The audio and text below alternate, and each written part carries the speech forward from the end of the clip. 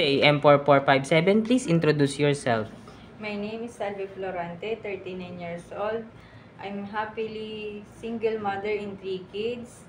I'm high school graduate. Okay. Miss Salve, I see that you have experience somewhere in the Philippines, Quezon City. What is your main duty and responsibility as a helper?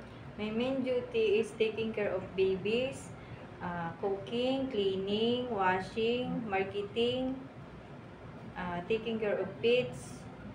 Okay. And you have also experienced somewhere in Imus, Cavite.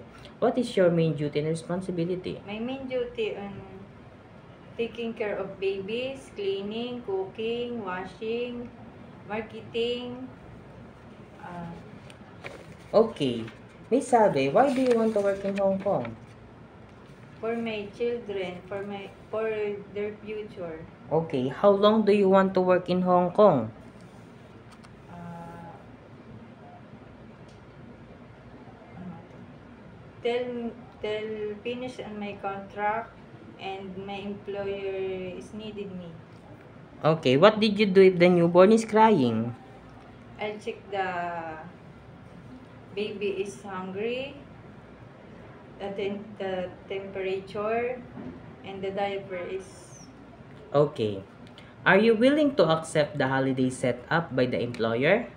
yes, Are you willing to work on Sunday? yes, Are you willing to take care of elderly? yes, Are you willing to co-work with other helpers? yes, Are you willing to share room with kids? yes, Are you willing to learn Chinese if the family member can speak English?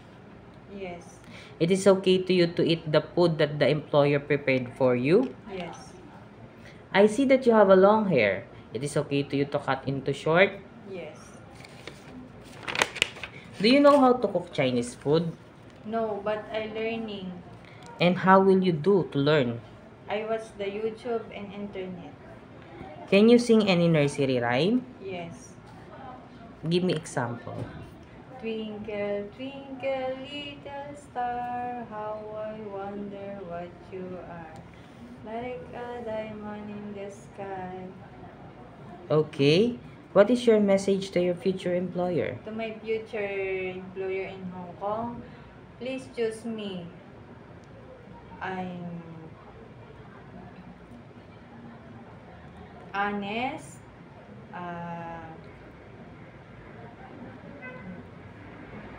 hardworking, and learning to work my tasks, and Okay. I'll do my best. Okay. Thank you very much, M4457.